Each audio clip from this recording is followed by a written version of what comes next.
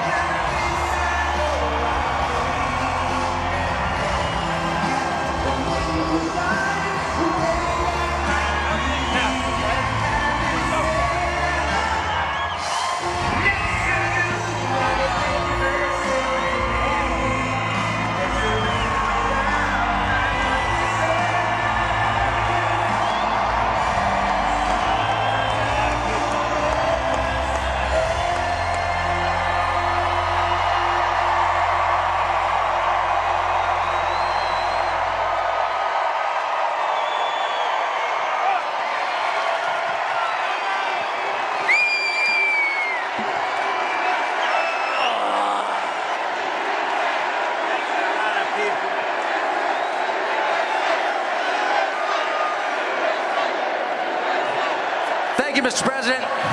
Well, thank you. Thank you. So, I've been thinking this for the past 8 years, and I've thought it more frequently this year. What motivates you to keep going? Who the hell knows? I don't know. I just want to be with people like this. There's so much love in this room. So much love, right? Isn't that amazing? No, it's pretty easy. I could have I have a lot of alternatives. I could be in a beautiful beach with the waves hitting me in the face and all that boring stuff. And I've been there, and you get very bored pretty easily. I have one thing in mind. It's called Make America Great Again. That's all I think about. Amen. But was there ever a moment, I mean, I don't want to go through the litany, but I was thinking about it today, because every person in this room has followed this so carefully. But if you make a list of all the attacks, some of which are just mind-boggling in their viciousness and unfairness, culminating with being shot, was there ever a moment where you just thought, come on, this is too much? You like not to think about that, honestly, and there are moments when you don't feel so good about things, but you try not to do that. You try not to, I always like to look forward. I don't like to look so much in the present. I don't like to look in the past so much, other than you have to learn from the past. It's history, you have to learn, otherwise you're a very foolish person. But I like to look forward. I like to think of the positive. I think you have to have a sort of the power of positive thinking in a way. And I don't know, it's just a mission that I'm on. I felt we did great in the first election, 2016. We did much better in the second election. Bad things happened, bad things happened. And had I not done well in the second, I would have said, all right, that's it, because, you wouldn't have done well. But I knew how well we did. And now, she said, you're right about that. But, no, but if I didn't do, we got millions and millions more votes in the second election, which rarely happens to a president. Usually they get less. Almost all the time they get less. Obama got less. Barack Hussein Obama, he got a lot less. And had we not done well, but I knew how well we did, and I said, well, let's see how they do. And I waited around for a year, and I looked at these people, and Biden was grossly incompetent. I saw that. His vice president wasn't even a discussion. She came in last. She was the first one to get out of the Democrat primary. She was, I guess, number 22. I think there were 22 people, and she was the last. She was the last or first out, if you want to look at it that way. She never got to Iowa. But I was watching, and if they could do well, I would have been very happy. Actually, I would have been very satisfied. But they were grossly incompetent. And when I watched what they were doing and how they were destroying this country at the border, I mean, millions and millions of people. I'm sure we have some in here tonight with us, murderers and drug dealers, prisoners. You know, they have prisons from all over the world are being emptied out into our country, all over the world, the Congo and Africa, not just South America, you know this. They're opening up their prisons and they're bringing them into our country. Anyway, so I watched other things too. Afghanistan, you take a look at Afghanistan, what happened with Afghanistan, how bad that was. I wanted to get out, we were getting out, we were going to keep Bagram, but we were getting out with dignity and strength. We were strong. And the way they got out, they took the soldiers out first. No, you take the soldiers out last. Anybody would know that. And you watched all of the things that happened. And I said, we're going to do this thing. We're going to do it again. And we're doing well. I mean, now we're going to know in 4 days.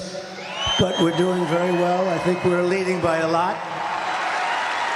And if we can keep that cheating down, because they're a bunch of cheats, if we can keep that cheating down, we're going to have a tremendous victory. I think it'll go down as one of the greatest victories of all time. So we're going to have an exciting time. We're going to have an exciting time. So you were in New Mexico the other day. New Mexico is considered a pretty blue state. Yeah. What were you doing there? Well, they're also a border state. They have people pouring in by the tens of thousands, and they're being decimated. They're being hurt very badly. They also have a pretty rotten economy for a lot of reasons, but what they really have is tremendous inflation. But beyond that, because I happen to think that the border is the single biggest issue. I think the border is a bigger issue than inflation. Inflation is destroying, and it's a country buster. You know, inflation, it's broken up many countries, including Germany from many years ago. You look at where there was this was the biggest inflation and the worst inflation we've ever had. They say in 48 years. They don't include a lot of things. It was the worst inflation we've ever had. Inflation is a country buster. So I'm not trying to minimize that, but I think the biggest problem and the worst thing that's happened to this country is allowing millions of people in here that are criminal people. Look, when you empty out your prisons and you put them into the United States, a lot of bad things happen, and they're coming in totally unvetted, totally unchecked. They're pouring in. Venezuela has allowed thousands and thousands of the roughest prisoners in the world to come in. You know, their crime rate is way down. I think like 70%, 72%. They've taken from Caracas and the cities in Venezuela where they have the problem. They've taken the street gangs and they've delivered them into the United States. Thank you very much. They've taken their criminals. They've taken their drug dealers and drug lords. They've taken them out of Caracas and they brought them into the United States. And it is a disgrace. And we are going to have to do a very large deportation because you can't live like that. You can't, it cannot be sustained, Tucker. It cannot be sustained. I think you know that better than anybody. So I do know. I think it's the gravest crime ever committed against the United States, ever, by any country. Our leaders committed it against us. But it does raise the question of motive. It hasn't helped the labor market any. It hasn't helped Americans at all. You've heard a Democratic senator stood up and said the United States military should take these people. We should give them guns. New York City has given them guns and the police department. You wonder, what is going on here? So it's the hardest thing. You know, in business, and you like to go and where you started from, you sort of like to understand where the other side's coming from. So here you're looking at something. Why do they want men in women's sports? And, you know, I've been doing this now. I used to say, I was very proud to say I wasn't a politician, but I guess after a while you're sort of a politician. I think you qualify, yeah. And, you know, so, I hate to say it, but you like to know where the other side's coming from. And I'll say, why do they want to have men, and they're so emphatic about it, men playing in women's sports? You see what's happening in volleyball, what's happening in swimming, what's happening in weightlifting. How about weightlifting, where records that stood for 18 years, you know, are being broken by hundreds of pounds. The whole thing is crazy. Then you say, why do they want to have transition? I call them transition operations by the thousands. if you just say, well, I'm thinking about it, they throw you into an operating table, and you say, why do they want to have that? Who wants that? Who wants to have open borders, which are, they're all the same thing. They don't make any sense. You know, we're the party of common sense, right? Because I think we're really the party of common sense. And there can only be a couple of reasons. Number one, they're stupid. Well, they're not stupid because you can't be stupid. No, but you can't be stupid and be that good at cheating on elections, okay? Because they're great at that. So they could be stupid. They could also hate our country. They could hate our country. They may hate our country. They may not even know it. You know, a lot of people don't know it, but they. And the other thing is they want to cheat on elections by signing these people up. And they are trying to sign people up. They're trying to sign people up that don't even know what country they're in, okay? So that's the other thing. So it's one of those three things. Nobody really knows. But you'd say, okay, so I've been doing this for a while. I've never had anybody, I've had people come up and say, gee, it would be great if you could get the taxes down. Gee, it would be great if you could do this. It would be hundreds of things. Nobody's ever come up to me and said, it's really important to me that we allow men to play in women's sports. Nobody. Nobody. And yet, it's such a big deal. It's such a big deal. Wait, so you think the point may be just to destroy, just to break the country? It could be they hate our country. I mean, they may hate our country. And we deal with real scum. I mean, like a guy like Adam Shifty Schiff. He's a sleazebag. And he's probably going to be a senator, if you can believe it. But I call him Watermelon Head. He has the... No, he's unattractive, both inside and out. That is... No, but this is a really bad guy. This is a dishonest guy. Not a dumb guy at all. He's got the smallest neck I've ever seen on a human being. He will never be a football player, I can tell you. But he's a smart guy, but he's just a sleazebag. You know, there's nothing else you can... Should I give you a little example? I hope you will. I'm really enjoying this a lot. This gentleman happens to like my son, Don, I think, because he likes you. Now, Great maybe man. You don't, but he likes you. I have a son, Don, who's a good guy. He's a good guy. He's a wild man. A little wild. I would say he's a little wild. In a good way. But in a good way. He's a very good kid. And I read about, like, all of a sudden, he's involved with Russia. I said, but I know him so well. He's my boy. I know exactly. He knows less about Russia than the cameraman that's sitting right there who's never been. Don doesn't know anything about Russia. But one day, about, 3 years before, they met, a whole group of people met with a Russian lawyer having to do with the Novitsky Act or something, having to do with child adoption. Crazy. But she was a Russian. Now, everybody in Congress knew this woman. But anyway, they go after him. Now, think of this. Russia was a major hoax, okay? It's now been adjudged to be a total major hoax. We had the Mueller Commission. We had everybody. It was a hoax. It was made up to justify why Hillary Clinton lost the election, which she wasn't supposed to lose. It was a totally... And it was made up by Schiff and Hillary and some other just total sleazeballs. And what happened is the fake news media, which is back there, you do know that. They're always around someplace. But what happened is the fake news media, what they said is it started with a simple move. How did you lose the election? It was Russia. And I'm saying to myself, wait a minute, I won this election. What the hell did Russia have to do with it? And then it went... And it was only supposed to be a one-day deal by the Democrats. In other words, it was going to... But the press picked it up and they liked it. They like, ooh, Russia, that sounds good. You covered it better than... You were funny. You'd go, Russia. You'd go crazy. But it drove you crazy, didn't it? Because you knew it was such a hoax. It was so insane, and all these people I knew believed it. It was such a hoax. They actually tried starting it up about 2 months ago. Did you see? It flopped. This time, the press just couldn't get away with it.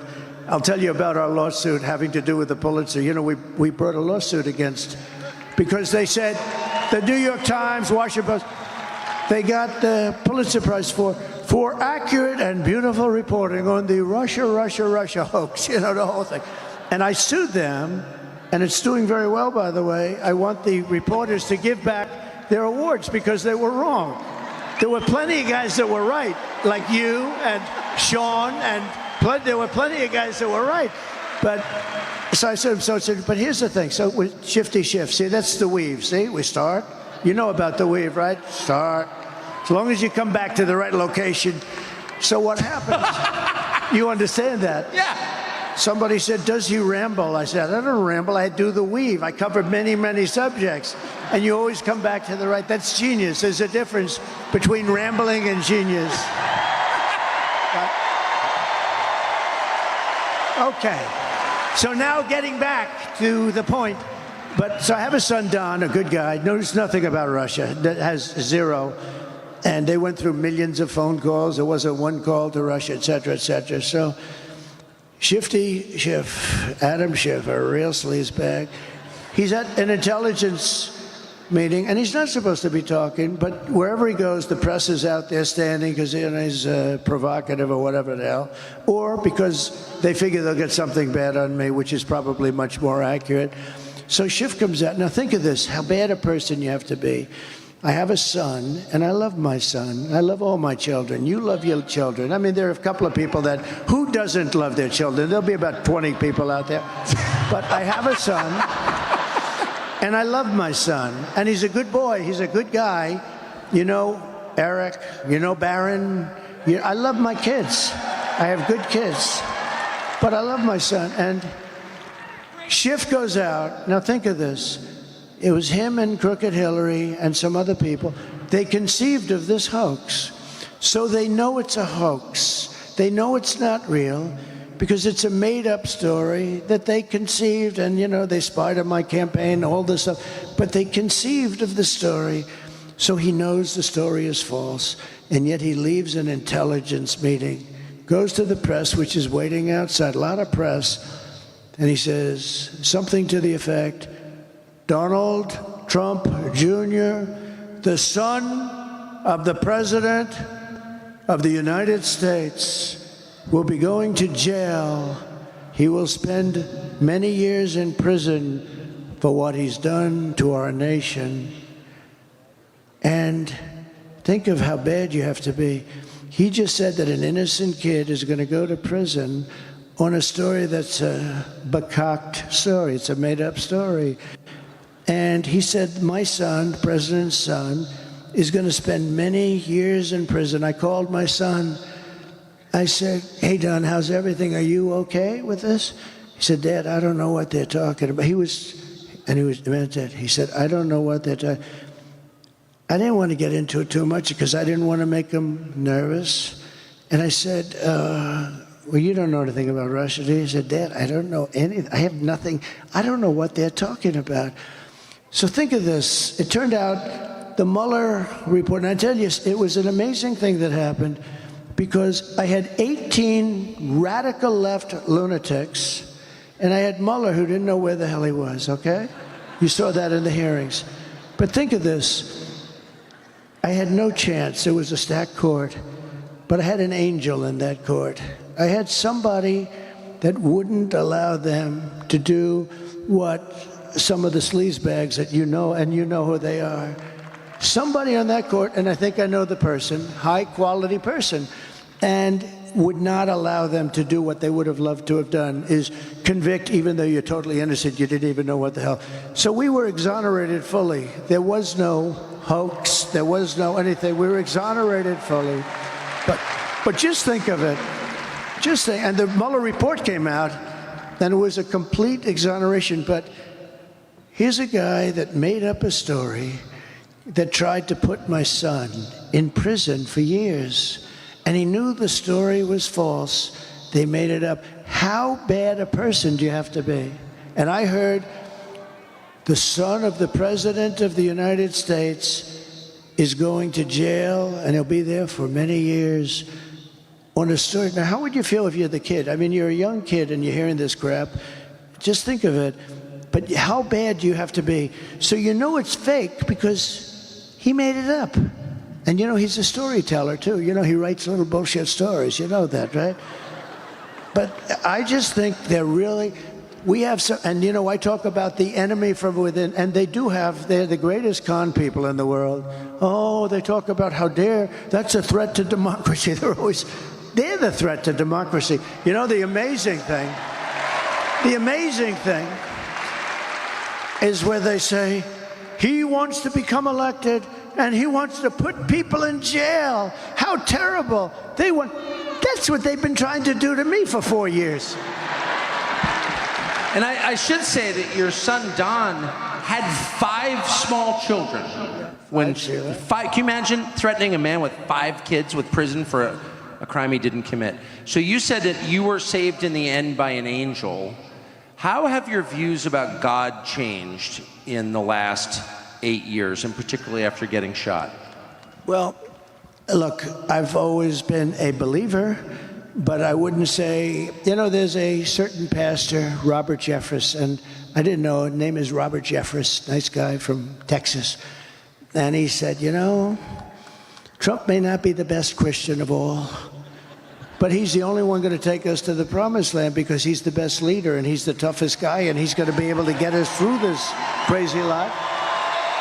And he was a big supporter. And now I have unbelievable evangelical and Christian support because I've done a great job for them and we're together. But he said he may not know the Bible quite as well as other people are supposed to. But, you know, he also did something. They picked Ronald Reagan over Jimmy Carter a long time ago. You know, they said he wasn't quite as religious, but he's the guy that's going to get the job done. And I did a great job with a lot of things having to do with saving religion, because these people want to put religion out of business. These people are, you know, they go crazy when I say the enemy from within. And I said, look, we have China, we have Russia, we have Kim Jong-un of North Korea. We have a lot of people out there. But if you have a smart president, I had a great relationship with President Xi until the China virus came in. And that was a bridge too far, but we'll have a very good relationship. And there's reasons for them to want to like us. There's big reasons. But if you have a smart president that kind of smart, meaning with people, if you have a smart president, somebody that knows what's happening, you're going to be fine. But, you know, we do have an enemy from within. We have some very bad people. And those people are also very dangerous. They would like to take down our country. They'd like to have our country be a nice communist country or a fascist in any way they can.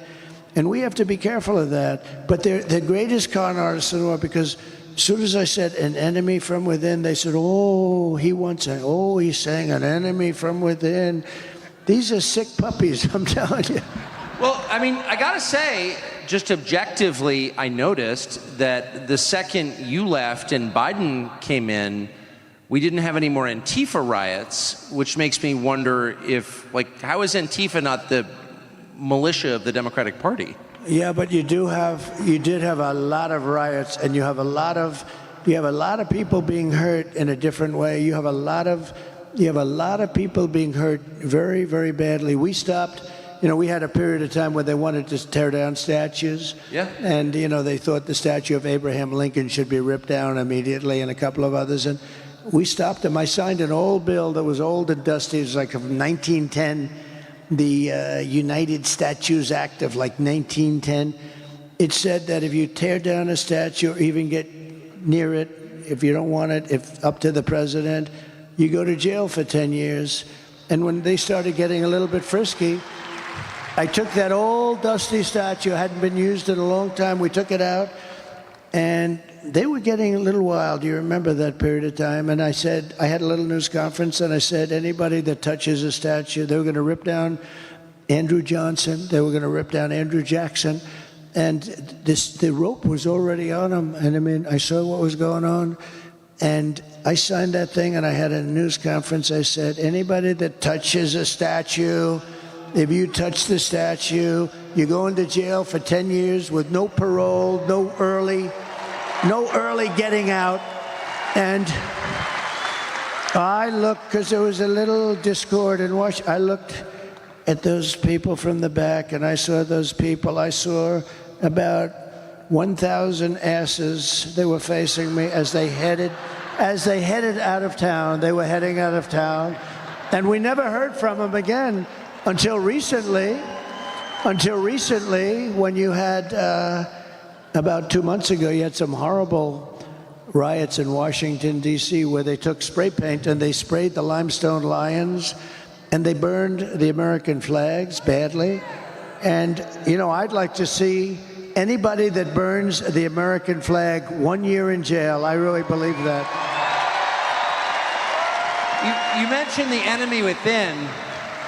It's pretty clear, well, it's not clear, it's a fact that the CIA and the FBI, which are absolutely not allowed by law to have any influence in American politics, because that's the end of democracy, both of them and a bunch of other intel agencies worked against you on behalf of the Democratic Party from the minute you got elected in 2016. And they're still doing it. They're working against you now. What will you do about that? So one thing I've learned in Washington, it's all people. You got to get the right people. So when I got elected, I was only, according to the fake news, which I think in this case it wasn't fake, they said I was here 17 times during the course of my life and I never stayed over. So I wasn't a Washington person. I was a New York person. I knew New York, but I didn't know Washington. And all of a sudden I'm the president of the United States. I'm saying, and I didn't know anybody. I said, hello, anybody? Does anybody would like to have dinner or something? But so I had to rely on rhinos and good people, too. Even some good rhinos. There aren't too many of them. They're sort of a dying breed right now, I would say, actually. But I had to rely on people that I didn't know to give me information. And I won't use any specifics, but I had some people in government with me, and I realized, and, you know, they have pretty much different philosophies than I would have or than you would have. And for the most part, we had great people. I mean, we had great trade people. I had great military people. I had the real military, not the millies who's, you know, they're stupid people. Some of these people. By the way, every one of those people having to do with Afghanistan should be fired immediately. Every general should be fired immediately. You know, Biden doesn't fire anybody. That's why he never has books written about. Well, two reasons. Number one, nobody cares about him. It's not like, oh, let's write a book about Biden. Nobody cares. But the other thing is that he never, I don't think, has he fired anybody? I don't think he's fired. I fired a lot of people. I didn't like people. I fired them. And then he immediately get called by the New York Times or somebody because they're very, I mean, they truly are the enemy of the people. They're the enemy of the people. Those people right there, not all of them, but about 91%, they're the enemy of the people. So they'll say, oh, he got fired, therefore he... And the interesting thing about firing people, you can fire them really nice, like I've taken months nice and easy, have lunch, let's think about it, In the end, they get fired, and then they wake up the next morning, that son of a bitch fired me, right? Or you can do like I did on The Apprentice, you're fired, get the hell out of here. Doesn't matter. When you fire somebody, you fire somebody. I've learned after years, you might as well just fire them. Then I do another thing. I say, and I wouldn't do that again, because I'm a nice person. I don't want to hurt somebody. I say, give me a letter. You know what that means? Give me a letter. I said, look, it's not working out. You're not the guy for me. Give me a letter of resignations. I say, give me a letter. Everyone knows what that means. So a guy will write a letter, dear. And then he'll say he quit. And that's okay. That's what I'm, you know, the problem is when that happens with me, it's always a big story, so-and-so quits. Virtually every person that gave me a letter, I said, give me a letter. Virtually every person that quit, they only quit because I said, essentially, you're fired, get the hell out of here. But I want to be nice because I'm not looking to fire somebody publicly. I wouldn't do that anymore. I'm just going to say, if somebody doesn't work out, and no matter how good you are, you always have people that don't work out. It's interesting. Sometimes people, you think they're okay, maybe not so great, they turn out to be great. And sometimes you say, this guy is going to be phenomenal, and he turns out to be a stiff. But I had some people that were, you know, like a guy like John Bolton. A friend of mine calls me after I put him on. He said, don't hire that guy. He's no good. He's bad news. He's dumb as a rock and all that stuff. I said, it's a problem, but I like him for a different reason. He's the one that got Bush, him and Cheney and a couple of other of these lunatics. They got them to go into the Middle East and to create war in the Middle East, to spend $9 trillion. Remember, I used to say, don't go into Iraq, but if you do go in, keep the oil. Well, they went in, but they didn't keep the oil. They didn't keep anything. You know, Iraq is a massive oil country. They have $400 billion right now. But I said, don't go in. But I said it as a civilian, so people cared because for whatever reason, I get a disproportionate amount of publicity. And someday he's going to explain to me why. Will you explain that to me? So even as a civilian, sort of, before I ran, but I'd be very much, involved with things and statements that call and ask. But I said, don't go in. They went in. It was such a bad decision. So Bolton, see again, you get back. Bolton, a real dope. But I thought he'd be great because he was so stupid. He was like a boiler. Every time, if somebody shot down a little tiny crappy drone that cost about $15, he'd want to go to war with Russia. I said, no, I think he was great for me, though, for a period of time because he was a nut job. And everybody, I could see his face get red with that stupid white mustache. And he'd be ready to explode. And this was good for me. I went to Kim Jong-un in North Korea. I took this moron with me. And he never said anything. But when Kim Jong-un saw him, he said, oh, shit, I think the guy wants to go to war. So he was great for me to negotiate with. The same thing with Russia. You know, when Putin saw him, I'd be very nice. I'd say, hi, Vladimir, how you doing? And then Bolton, so, 2 rows back, and it'd see that moron, and it'd say, holy shit, this guy wants to go to war with me. And I got a lot of what I wanted. We killed, as you know, the Nord Stream 2. I killed Nord Stream 2. That's the other thing that's great. Their PR sense, their political sense, very interesting. They love to say that I was a friend of Russia, I worked for Russia, I was a Russian spy. These people are sick. The biggest job Russia ever had is Nord Stream 2. This is the biggest pipeline in the world. Goes from Russia to Germany and all over Europe. I killed it. Nobody would kill it but me. I stopped it. The thing was half built, dead. Then there's obviously, look, in all fairness to Biden, he was dumb 35 years ago. He was a dumb guy. It's true. It's true. But he comes in and he approves it, but he stops the Keystone pipeline, which really we need. That's our pipeline. But think of it. Wrong country. Yeah, but think of it. It's rough. It's rough stuff. He stopped. I said, wait a minute, it's supposed to be the other way. Let Keystone go, but stop the Russian pipeline. And I went to the Germany and the different countries, but mostly Germany, and say, so let's get this straight. We're helping you and guarding you from Russia, but you're paying Russia billions of dollars a month for oil. How's that working? That's not working, dude. I mean, the whole concept. Anyway, I stopped it. And then I keep reading stories that, I was a puppet for Russia. Putin actually said to me, if you're a puppet now, I'd hate to see if you were angry, because this was the biggest economic job. This was the most important thing that they probably had ever done, and I stopped it. It's all about the people, Tucker. If you have the right people, it goes beautifully. It's like in my real estate business.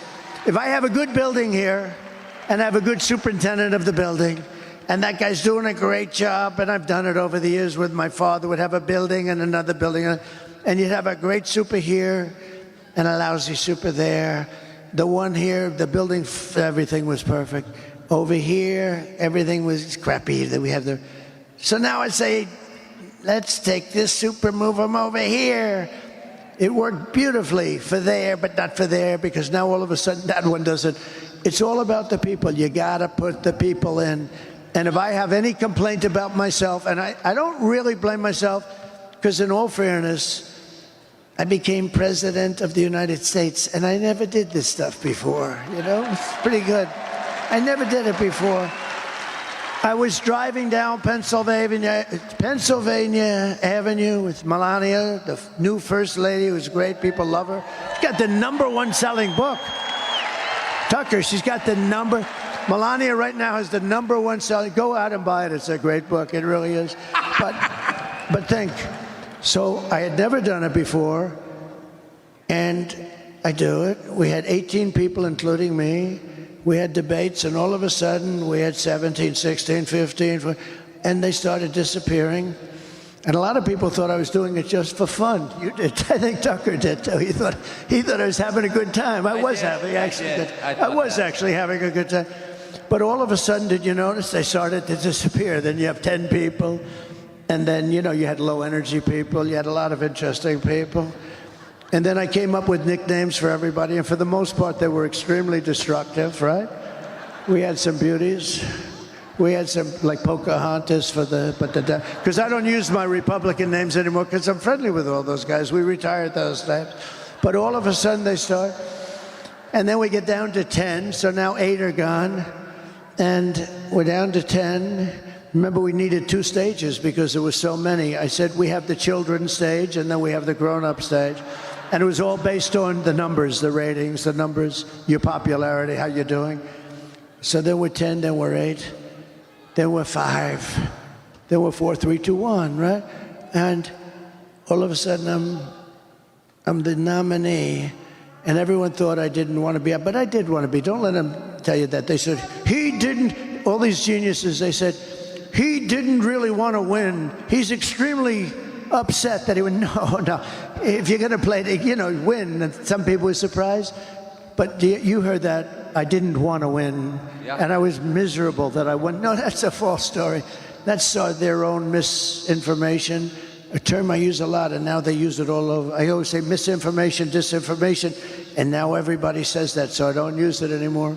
But what happens is I end up being the nominee, and then I watch the other side, Bernie Sanders and Crooked Hillary go at it, and it's Crooked Hillary, and all of a sudden I'm fighting against Crooked Hillary Clinton, who's a smart woman, much smarter than Kamala, but doesn't lie as much. Hillary was a liar, a horrible scoundrel, but this one lies so much, and she's a low IQ individual. She doesn't even know she's lying, I'm telling you. This is not what you want for your president. That has nothing to do with me. This is not what you want. She's a very low IQ individual. She's dumb as a rock, and you can't have that. You can't have that.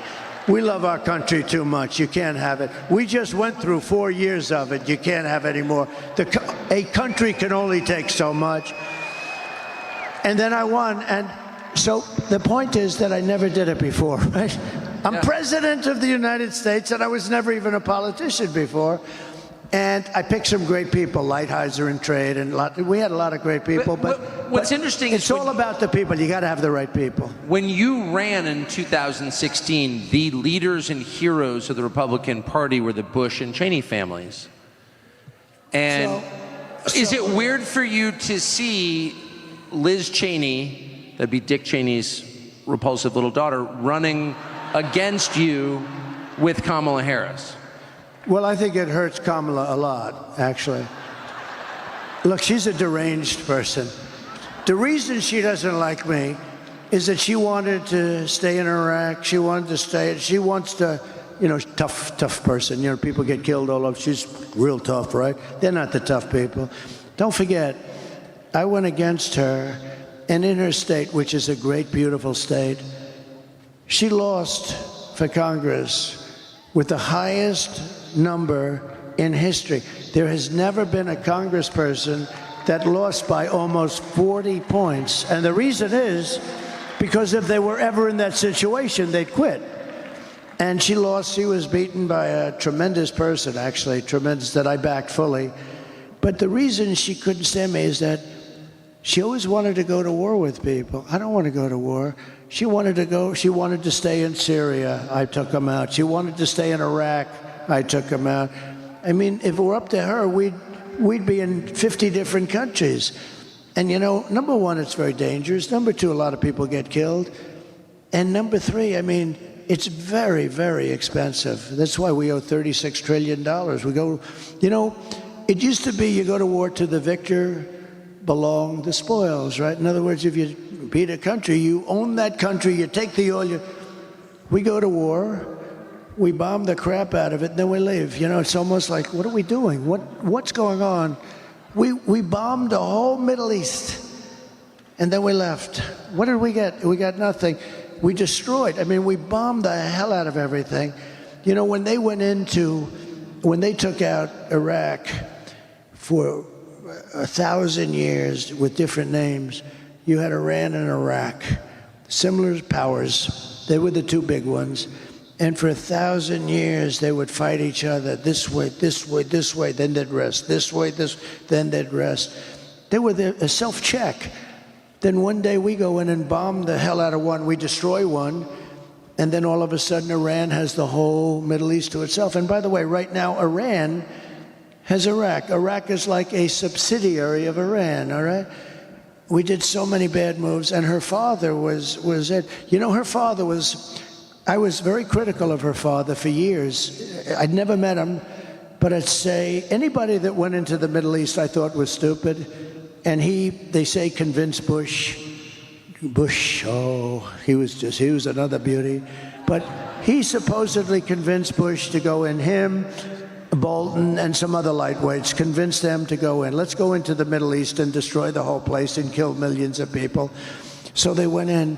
But I was never a fan of Cheney. I was always very critical.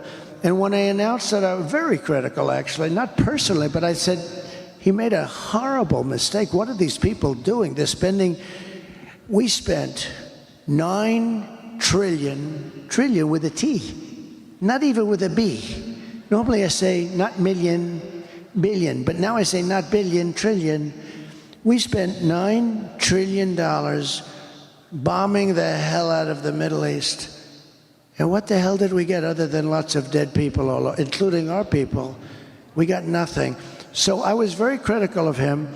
And then I announced I was running, and I was shocked that he was one of the first people. He endorsed me immediately. I said, that's amazing. But he had something that was very interesting. He had Scooter Libby. I mean, these are little stories that are interesting.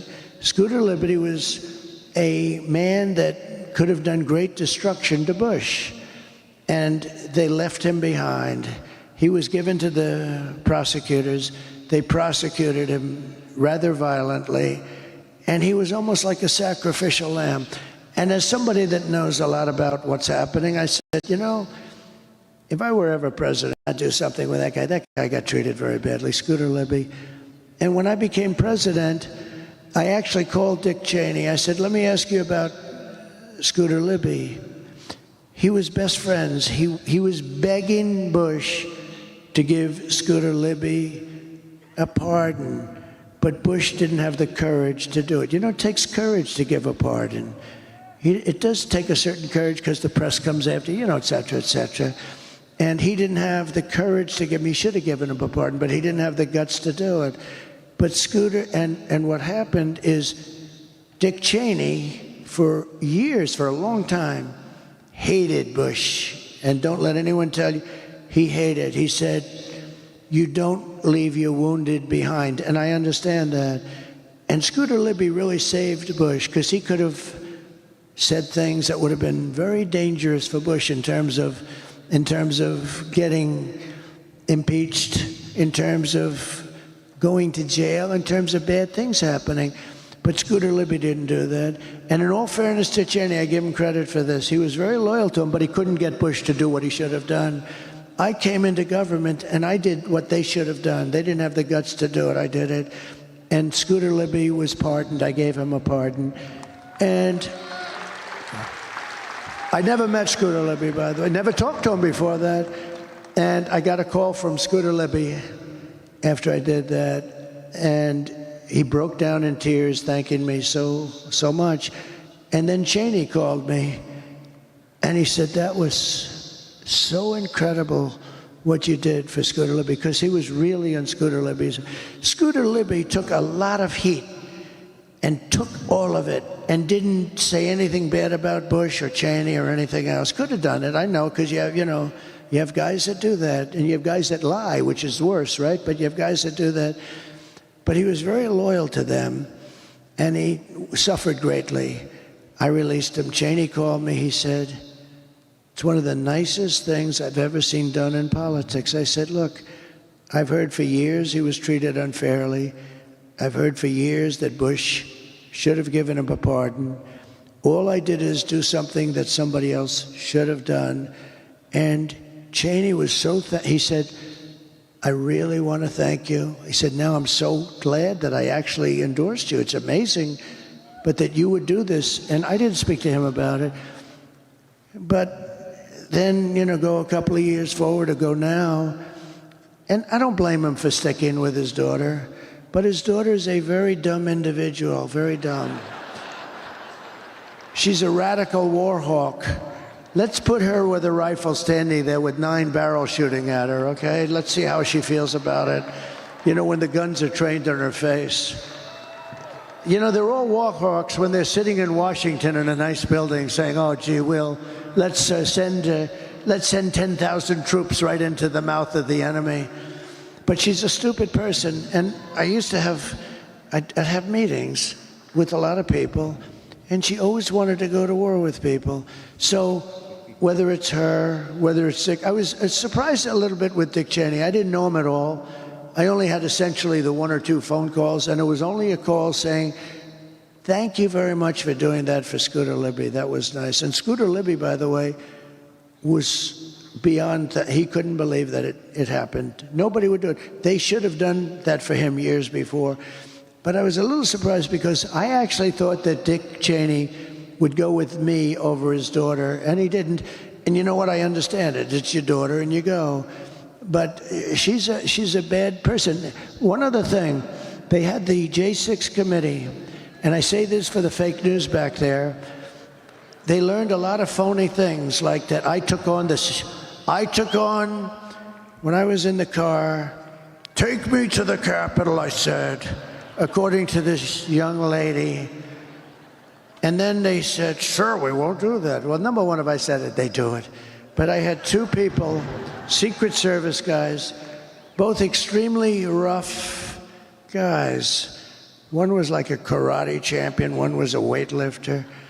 She said, I grabbed the one by the neck, and when I was rebuffed, I went over to the other one, and I grabbed him in a chokehold or something. And actually, no, but how ridiculous, okay? Just not my thing. You would know. Hey, we can be tough, but it's not my thing. I wouldn't do it. I said, actually, can we go down to the Capitol? They said, sir, it's better if we don't. This was before anyone knew there was a problem, because there's a lot of people and it's going to be tough. Probably not. And we had more people than I've ever seen up at the ellipse, up on top. And a small group went down to the Capitol. But I said, can you take? They said, sir, it's really a little bit tough. I said, that's okay. Whatever you think is. She had me grabbing the one around the neck and being rebuffed. And then I grabbed the other one. And I know them both very well. Bobby. I know Bobby wins, Bobby. And they're good. And they're good guys, too, but they're tough guys. I think they probably could have rebuffed me. I'm a little bit older. But friends of mine love the story. They said, leave the story. You sound like the toughest dude around. It's a great story. But it was totally made up. It was all made up. But here's the end result. The J6 committee, they call it the J6 Select Committee, like select. They're not select, they're scum. So what happens, take a look at them, they're all political hacks. But here's the thing that bothers me. They found out all this stuff was untrue. They found out her story was untrue. The 2 guys in the car testified. It's ridiculous, they said. It is ridiculous. Can you imagine? They also, I think, said it was the Beast, and it wasn't. It was one of the other ones. But you can't even get your hands through. But to think that I would be taking on 2 nice young guys simultaneously, all right, Sam, I'm ripping one and ripping the other. They're crazy. And then I went back to the White House, which I love, and I started throwing hamburgers all over the place. Okay. Finish the story is this. What happened is terrible. They went a year and a half, and Kevin McCarthy, who's a very nice man, he made a mistake because we wanted Jim Banks and Jim Jordan on the committee, and so there'd be like 8 to 7 or something. And called me on this. He said they didn't want Jim Jordan. He's a fighter. They didn't want Jim Banks. He's a fighter. And so Kevin said, we don't want anybody on the committee. We think this committee's a sham. And I understood that was good for a day, but for the 2.5 years, we had nobody to fight for us. In other words, we had a committee. You know who was representing us on the committee? Crying Adam Kinzinger and Liz, the moron Cheney. That was who was on the committee. So these were the two Republicans. Kinzinger, who was a total whack job, and Cheney, who was worse than him. This was so they talk about it was a bipartisan, they call it a bipartisan commission. And I think I'd never liked the idea of not, because even if you didn't have Jim Jordan, who's very good, and Jim Banks, we have a lot of great people that would have been good, and they would have, they would have mixed it up. End result, like, they finished their report, they burned and destroyed and deleted everything. Everything. And nobody, and you know why? Because they found out that Nancy Pelosi, it was her fault. She didn't put the security. I offered 10,000 National Guard or military. They found out it was Nancy Pelosi. They found out that the stories about me attacking two very tough guys that are slightly younger than me, just a few years, that wasn't true. They found out that much of it wasn't true, and they were very embarrassed. So the Unselect Committee, I call it the Unselect Committee, which I always thought was a great name because it was a select, I call it the Unselect Committee of Political Thugs. What happened is, think of it, end of the story, they deleted and destroyed all evidence, all documents. There's nothing. And the reason they did it is because they were guilty as hell. It's the greatest cover-up, and the fake news back there will not cover it. They've never even, I think, done a story. In other words, when you go into court, we want that information. There is no information. It's been destroyed. Everything's been destroyed. We have a very crooked government. Remember that. And we're going to straighten it out, and we're going to make it an honest government. So I have to ask you about the pardons. I keep hearing you're considering pardoning Hunter Biden. Is that true? And if so, why? No, I mean, I've never... look, I don't like the idea of what's happening. I don't like it at all. They've weaponized government, but they've weaponized it against me like nobody's ever been weaponized. The big case was the documents case. We won the case in Florida. We're winning other cases, too. But I've had to devote money and time to this. Instead of running against these stupid people, I had to devote a lot of money and a lot of time, which is what they want. I had Fani, F-A-N-I. To me, it's Fanny, but she said Fani. I think she changed it once she became the DA. She wanted to put a little French accent on Fani. And her lover boy, Wade, who was hired for like $1 million because of his expertise in whatever the hell law, RICO. But he never did a RICO case. And then they would take sailing trips like 6 times during the year, 6 times. Who the hell goes away or to sail for 6 times? Nobody. And he got paid a lot of money. He took that money, they took trips. There's a whole thing, but that's just one. They totally controlled it. They control the Manhattan DA's office. They had their man in the Manhattan DA's office. He was there. They put a man in the Manhattan. They put a man into the Letitia James' office. They had a guy running the whole thing. It's all run out of Washington. They went after, in the Attorney General's office, they had people. But think of it, they went after their political opponent. That's never happened to any great extent. Maybe a little bit someplace, I don't know, nobody knows of it. But it's never happened to any great extent in this country. It happens in banana republics a lot, and it happens in third world countries, but it's never happened. They went after their political opponent. So it's hard to believe that I'm winning, it seems, by a lot.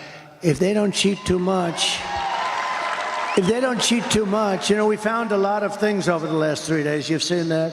We found a lot of votes, and in a certain county, in York County, Lancaster County, we found a lot of bad votes. There were 2,600 votes that happened to be written by the same pen, same hand, same signature, same everything. Maybe there's an explanation for that. 2,600 votes. But we found a lot of stuff, but we're seeing to work it out. But think of it. It's hard to believe that I'm winning the election by a lot. Now, we got to keep the cheating down. We got to keep their cheating. I love you too, darling. Thank you. We got to keep their cheating down. But think of this. With all I've been through, with these animals coming and what they've done to this country, how they've hurt this country between the borders and between the weaponization. And think of it. I'm leading by a lot. I'm leading in every single swing state with all of the stuff they've done, where I've spent millions of dollars. I've spent millions of dollars on legal fees. Half of my time is taken up by this. They can campaign. Half of my time is taken up. And they're the dishonest ones. They flip it. They're the dishonest ones. But it's hard to believe. I said to somebody last night, can you believe the numbers came out last night? I'm really leading by quite a bit. Now, a lot of things can happen. Who knows? It flips, maybe. I don't know. But I'm leading by a lot. I said, can you believe I'm leading by a lot, and what they've done to me, that I'm leading at all, that I'm even living, is almost hard to believe. These are bad people. So you've expanded and changed the Republican Party, and one of the amazing things that I have learned is that Republican voters really care about issues I didn't realize they cared about, like clean air, clean soil, clean food. You've won, somehow, the full-throated endorsement of Bobby Kennedy, lifelong Democrat, who's now like a full-time surrogate for you. He's a very, very good man, too, by the way. So what's that going to look like after you get elected? Well, I feel interesting about this kind of stuff. I like to, number one, get elected. I hate to talk to stuff. A lot of people, they set up, I know that even when I ran, Hillary had an office set up where they were interviewing all the, I don't want to do that. I want to get elected first, and then we'll cram a little bit. But, I don't like doing it. No, I remember she set up this big office. They're interviewing people for jobs. And actually, you're supposed to do it. But I want to win. I want to win in 5 days from now. It's almost 4 days from now, right? In 5 days from now, when we have a victory, we're going to have the best people. Here's the one difference, one big difference between now and 2016. I know Washington and the people through testing, real testing, better than probably any human being that's ever hired people. So I went from not knowing anybody and having to rely on, in all fairness, Mike Pence and many other people. I had Mike Pence, and I had others, and they would recommend people. Sloppy Chris Christie recommended some people. And I wouldn't have used him had I known. But you rely on people. And by the way, I hate talking about this because we had mostly great people. Think of it. We had the greatest economy in the history of our country. We rebuilt the entire U.S. military. We defeated ISIS, and we had no wars. We cut more regulations than anybody in the history of the country times 5. And, but we had the best economy in the history of our country. I took in billions and billions of dollars in taxes and tariffs from China. I mean, we had an unbelievably successful administration. We were energy independent. We didn't need anybody's energy. We had so much oil, we didn't know what to do with it. And now take a look. 4 years ago, we were energy independent. Think of it. And today we're taking tar from Venezuela. They don't really have oil. They have tar. You have to heat the hell out of it. It costs you more to heat it than it does to sell it. But we are going to Venezuela. Think of it. Venezuela was like the enemy. We are now giving, I got a kick a month ago, you saw it. They foreclosed on his plane, but they give him billions of dollars. I said, that's okay. He's going to buy a much better plane with the money we give him, right? But we go to Venezuela for oil. We were energy independent. We have more liquid gold, that's oil and gas, under our feet than Saudi Arabia, than Russia. And we were going to be not only energy independent, within 6 months, we were going to be energy dominant. We started off at number 4. And when I left, 4 years later, we were number 1. We were much better and bigger than Russia or Saudi Arabia. Think of that. But we were going to be triple the size of both. And we were going to supply it to Europe. We were going to supply it to Asia. All over the world we were going to supply. We would have made a fortune. But then we had a little mishap with the election where I got more votes than any sitting president in the history of our country. You do know that. More than any sitting president. The only one that supposedly got more votes, and I wouldn't believe it, was Sleepy Joe Biden, who campaigned brilliantly from his basement. People had no interest in this guy, but he got more votes than anybody in the history of the United States of America.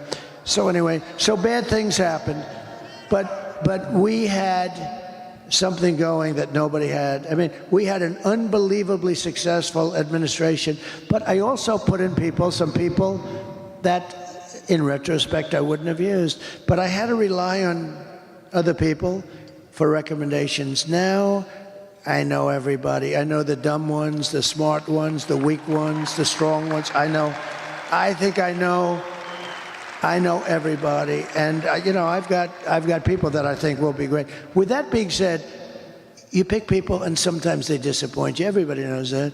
And then you pick people and sometimes they turn out to be better than you thought. But for the most part, I tell you what, I think we have some incredible people in Washington. We really do. We have some great people, and I now know, I believe, for the most part, I know who those people are. Do you think Bobby Kennedy and Elon Musk will be influential figures, without being specific about what those roles will be, in your administration? Yeah, I do. I think so. Look, Bobby, let's talk 2 of them. Elon's so great. You know where he is right now? He's in Pennsylvania campaigning for me. Elon. That rocket ship, right? No, it's so great. He docked that big monster, 22 stories. I thought the sucker was going to be dead.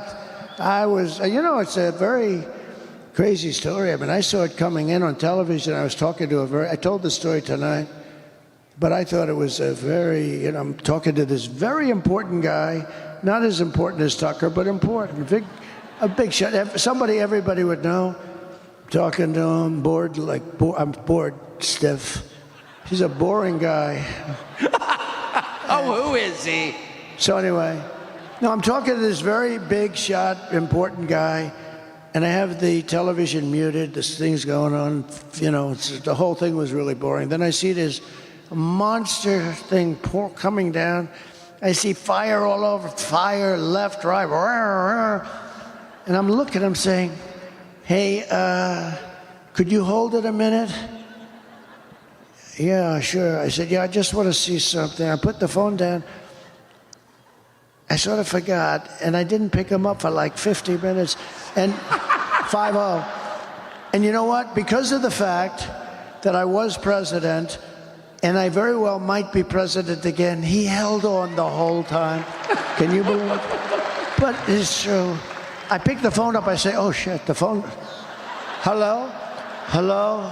He goes, hello? The poor guy. But I had to see this. And I turn it on. I see it. Now, you have to understand, it left. I saw it leave, and it was beautiful white paint. Now it's coming down, and it's just dark brown. It's coming down at 10,000 miles an hour or something. I think it's 10,000. It's coming down at levels of speed that nobody ever even conceived of. And it's all burned, and it's rough. But it's coming, and now it's turned around. It turns around. And you have the gantry, the big, beautiful gantry. And it's coming, and it's going to, I said, oh, it's going to crash, because you see at that bottom, this section right here, that sucker's, oh, I'm going, come on, baby. Come on. And I didn't know, actually, if I'm watching a science fiction movie or am I watching the news. I didn't know what the hell I'm watching. But I see this thing coming down, and all of a sudden it's going into the steel, the big steel gantry up here. It goes, the thing's like 20 stories tall, too. It's going to crash. I said, oh, shit, it's going to crash. Coming down. And the lower section, right, it's coming right, it's ready. And then all of a sudden, whoa, fire, flames come pouring out of the lower section. It's jets. And they're pushing it over right here. And then it comes down. And I'm saying, I mean, is that the coolest thing you've ever seen, right? Is that the coolest? If you don't think I want a guy like that working for us, so, you know, we've got to cherish our brilliant people. They don't treat him right. We've got to cherish our brilliant people because we don't have too many of them. Nobody does. Nobody does. So, Elon, I'll talk Elon first. Elon wants to, by the way, I'm having a great time up here. Are you having a good time? This guy. Is he the greatest interviewer? He asked me one little question. I talked for 20 minutes, and they're going to say he's better than Larry King at his prime, right? It's an easy job. Is that the greatest? you're an easy interview. He is great at what he does. There's few like him, I will tell you that. So with Elon, here's a theory, and he's right, that there's unbelievable waste and fraud. Like, I saved much more than $1 billion when I came into the White House in one day when I said I'm not going to pay that much to Boeing for Air Force One. And they ended up taking like much more than $1 billion off the price. It took about a couple of weeks, you know, saying I'm not buying it. No, I don't want it. But there's a plane that you're saving much more than $1 billion. And you've got thousands of things like that. Not as much, and in some cases much more. They're building an aircraft carrier, the Gerald Ford. The thing came in like at $20 billion for a boat, $20 billion. And it doesn't work because they decided to use electric catapults that throws the planes off instead of steam. They decided to go electric. Why are they people that going all electric? By the way, I'd end the electric mandate on cars day one. You should have electric, but you got to have gasoline, you got to have everything. That'll come off on day one. Many things will be done on day one. Your head will spin when you see what's going to happen, the stupidity. But what I like about Elon, you know, Elon's a great cost cutter. And Elon thinks he can cut the costs of our government by $2 trillion. Thank you very much. That's the entire deficit, you know, because it's now at a level. By the way, we have the biggest deficit we've ever had under this stupid group of people. But he thinks he can cut $2 trillion without affecting anybody, just through, and I think he can do that. I do, I believe that. And that's really what he wants to do. He doesn't want to work. He doesn't want to become a secretary of something. I mean, I'd love to have him, to be honest with you. But he doesn't want to. He's doing a couple of other things, you know, like rocket ships. You know, he sends 92% of the rockets that go up are his rockets. Think of that. Russia, China, and us, 92% are him. And he's the only one. I asked him, I said, are you the only one that can do that? He's the only one that can land it like that. And he said it'll be years before they can do it. He's a great guy. He wants to cut costs. That's what he wants to do. He wants to save the country. He said that if Trump doesn't get elected, the country is finished because, you know, he understands me. And I understand. I got to know him a little bit in the White House, but much more so over the last few months. He endorsed me. He gave me an endorsement that was so beautiful. He said, if Trump doesn't win, I think this country is finished. He's worried about the country. He's worried about it. He thinks he can save $2 trillion, in which case we don't have a deficit. I mean, the whole thing would be $2 trillion a year, by the way, a year. And I will definitely, now, Bobby is great. The only thing I'm a little bit worried about with Bobby, so I want him to work on health, and I think there's nobody like him. I mean, I think he's right with so much of the things he's talking about, because, you know, we're not a healthy country. If you look at some of the countries in Europe, they're much more healthy than us. We're a rich country. I mean, you know, we got to get rid of a little debt, but that's okay. I've typically been very good at that. I've been very proficient at that.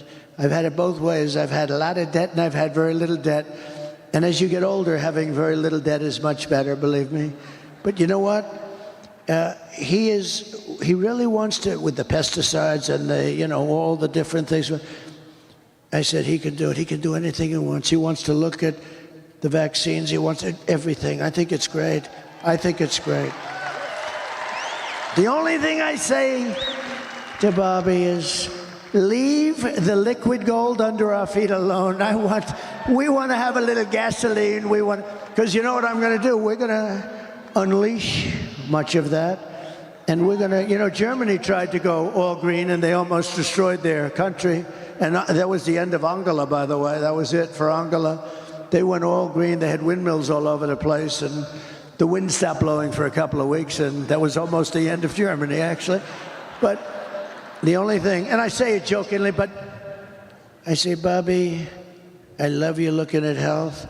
I want you to take care of the women of this country, the men of this country, and the children of this country. You don't have to worry about anybody else.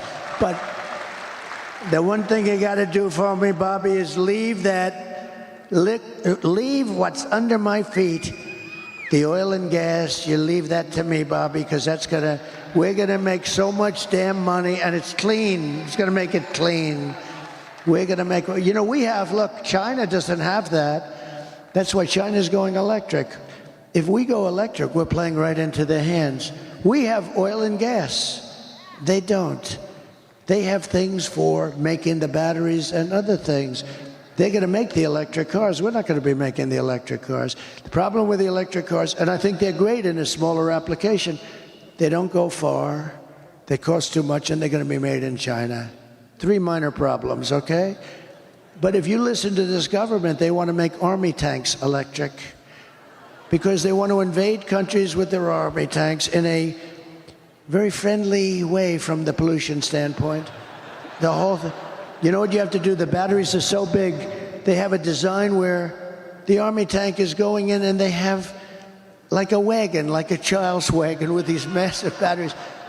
Wait, we're going to have these green wars? These people are crazy. No, they want trucks to be all electric.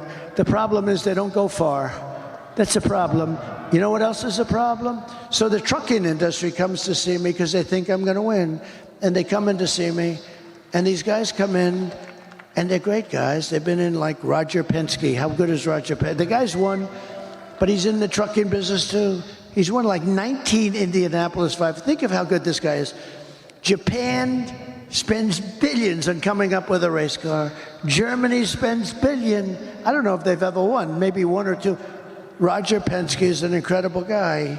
He won 19 Indianapolis 500s. It might even be 20. That was 2 years ago. I gave him the Presidential Medal of Freedom because I said he deserves it. After the 19th, I said he deserves it. But the truckers came in to see me. They say, sir, they want us to go all electric and it'll destroy the industry. Why? Because a truck is 2.5 times heavier if it's run by a battery. I said, that's not good. I don't like that. What does that do to the bridge? He said, how did you pick it up so fast, sir?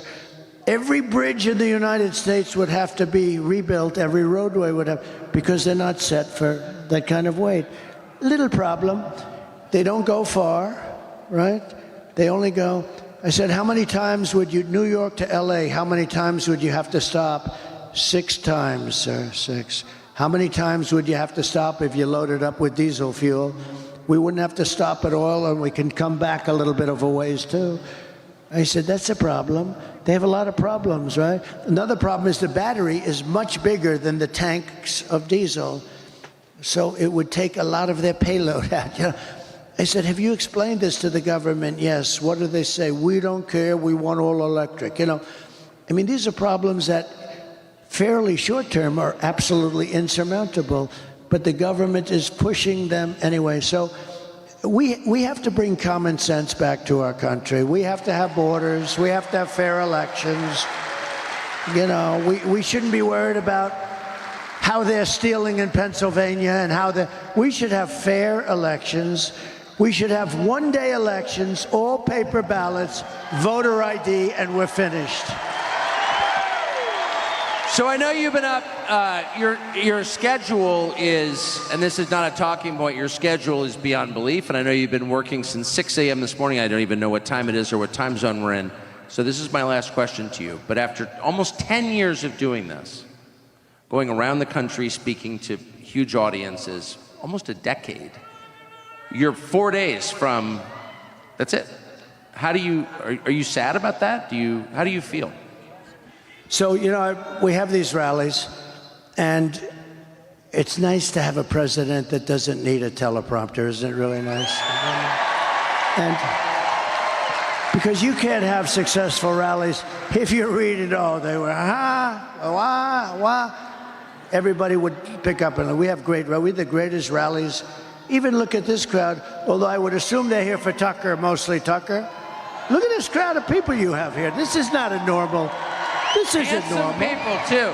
No, this isn't a normal situation. I mean, what the hell time is it? And you go back, this is a monster building. I don't know how many people you have here, but you also have a lot of people outside. When we were driving up, there were thousands of people outside. So I was making a couple of days ago, and I said something that I've never said. I said, you know, I've been doing this for 9 years, and you've been with me. This is the greatest political movement in history, by far. By far. It's MAGA. It's called Make America Great Again. I'm going to be nice to him. When our president, when our slightly off, I mean, look at the way he performed in the debate. They should have never taken it away from him. Look at the way he performed. He was brilliant. Okay. So, but they knew that a long time ago, okay? And she knew that too. And our country's in danger. We're dealing with Kim Jong-un. We're dealing with we're dealing, by the way, with unbelievably smart, talented, vicious people that are at the top of their game. And we're dealing with people that, number one, aren't smart. They never were. They never were. She wasn't. She was a bad student. She couldn't pass her damn law exam, okay? She wasn't smart, and he was definitely not smart. And we're dealing with other people that are at the absolute top of the poll, and we can't do that. That's a great danger, and people should have let us know. But I was talking, and I said, we've been doing this together for 9 years. You know, we love these people. The people are so great. They were sitting, it was like a sea of red, the red hat. And I said, we've been doing this together for 9 years because, you know, a year before I started, in terms of before we won, almost a year anyway. And I said, you know what? It's sad in a way because there's never been rallies like this. When that sleazebag said during the debate, she said, oh, your rallies aren't well attended and people leave. They don't leave, and they're really well attended. We can't get places big enough. And then I said, no, you know, the rallies are the biggest in history. We never have it, just like this is a part of a rally. We never had an empty seat, and nobody leaves early. And you know what? If I saw people leaving, you know what I'd do? Ladies and gentlemen, we're going to make America great again. Goodbye, everybody. And everybody would be happy. Nobody would leave. But we don't have to do that. Nobody leaves. It's a love fest. It's never happened before. This has never happened before. He's a big fan of Ronald Reagan, so am I. But if Ronald Reagan, let's say, went to New Mexico like I did today, we probably had 25,000 people standing in an airport early in the morning today. But we have massive crowds. Look, we had 107,000 people in New Jersey. We had 101,000 people in Butler just a few weeks ago, right? We had 114,000 people in California a month ago, right? 114,000. The owner said, the person that has the land, a nice guy, he said, you get bigger crowds than these guys that play guitars, and I don't have a guitar. So this has been a love fest. But I said, and I meant it too, I said, you know, we've done this for 9 years, and it's sad. I never thought of it, actually. It'll never happen. It'll never happen again. It's never going to happen again. In 4 years, somebody's going to be running. Could be JD. It could be this one. By the way, he's doing a good job. The best. He's doing a good job, but it could be JD, and he'll have competition no matter what. But when you have a rally, they're going to have 250 or 300 people. If Ronald Reagan came back from the dead, at the height of Ronald Reagan, if he went to California to have a rally, he'd have 250, 300 people in a ballroom someplace. We have 50, 60, 70, 80, 100,000 people. And in all fairness, we're late. I don't know. I have no idea. I've been doing this all day. I have no idea what time it is. But I know it's not exactly prime time for doing this stuff. And you look up into the rafters of this massive building, and you don't have, there's no empty seat. There's no anything. It's by the way, and for whatever reason, I can't explain the reason, but it'll never happen again.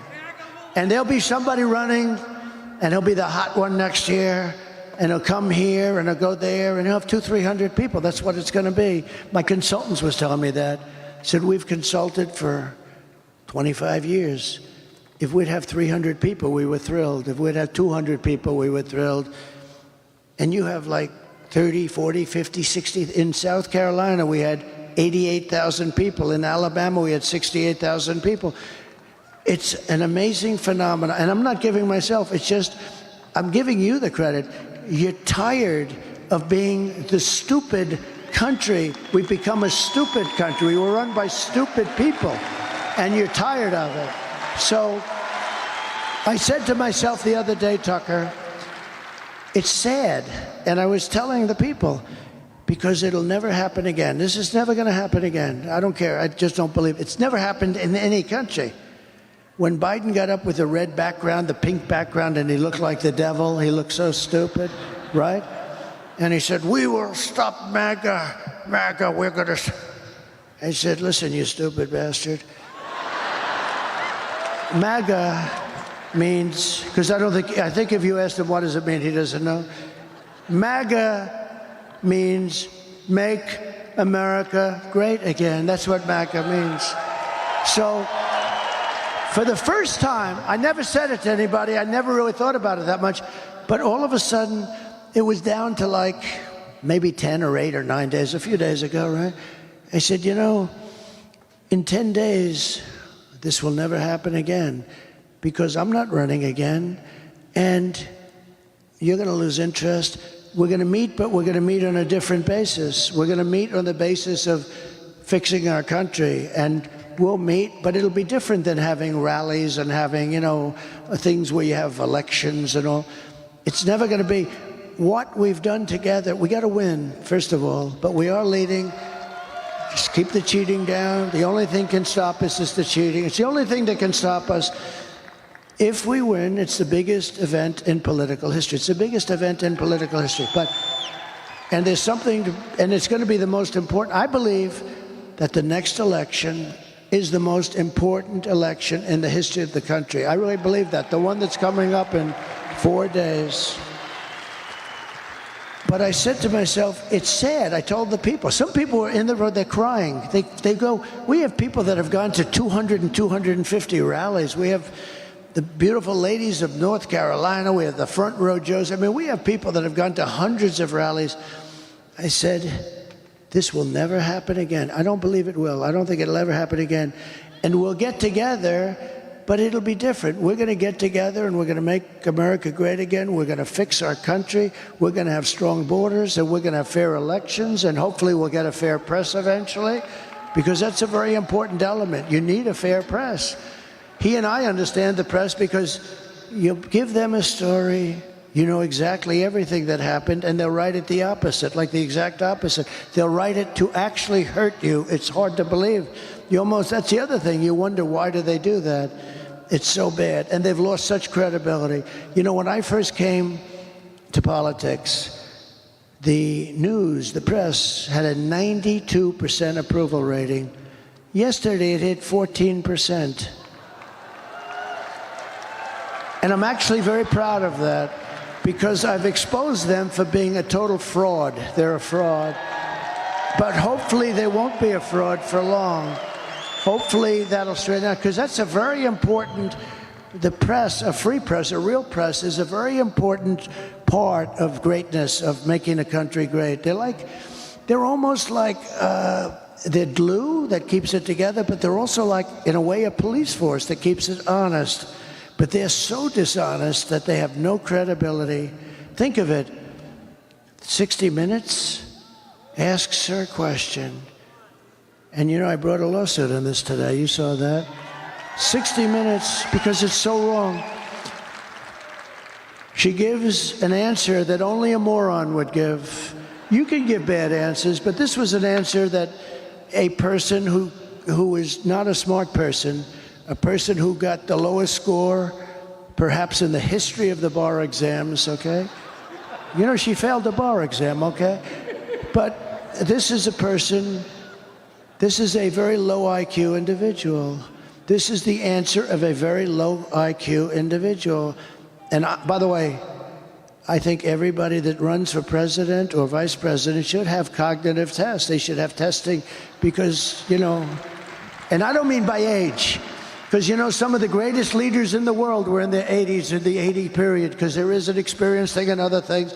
Some of the greatest leaders in history, you look back, and I know many people that are in their 80s that are, I know one person from 80 to 90 made billions of dollars, and he was a failure for his whole life. And you know him, I'll tell you who it is later. But he was a failure for his whole life. But I said to myself, it's sad that in a way this whole great thing that we've built is never going to happen again.